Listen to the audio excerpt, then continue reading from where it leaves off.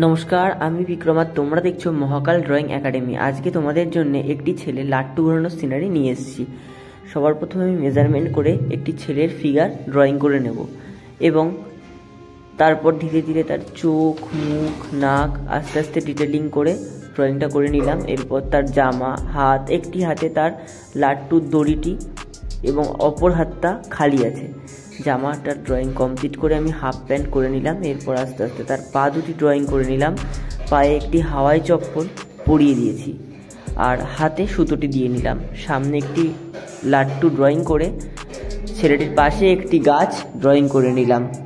এরপর পিছনের একটি ঘর এঁকে ঘরের জানলা এঁকে তার পাশ থেকে দূরের গাছ করে আকাশে কয়েকটি পাখি ড্রয়িং করে নিয়েছি।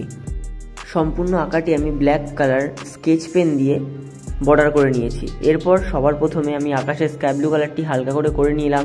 তারপর গাছের পাতায় yellow, light green, sap green ও ডিপ গ্রিন দিয়ে মিক্স করে নিয়েছি।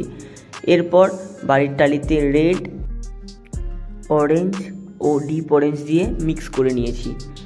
এরপর ব্লু কালারটি দিয়ে গাছের পাতাগুলি বের করে দিলাম।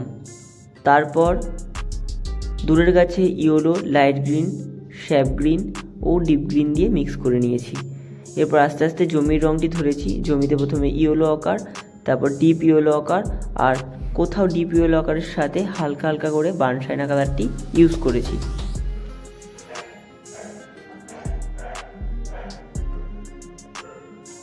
এরপর বাড়ির দেয়ালে প্রথমে ব্ল্যাক ও তারপরে হালকা করে গ্রে দিয়ে দেয়ালটি রং করে নিলাম। আর বাড়ির জানলায় ব্ল্যাক ও তার সাথে ব্রাউন রঙটি মিশিয়ে কমপ্লিট করে নিয়েছি। এরপর বাড়ির ডোয়াতে গ্রে কালার ইউজ করেছি।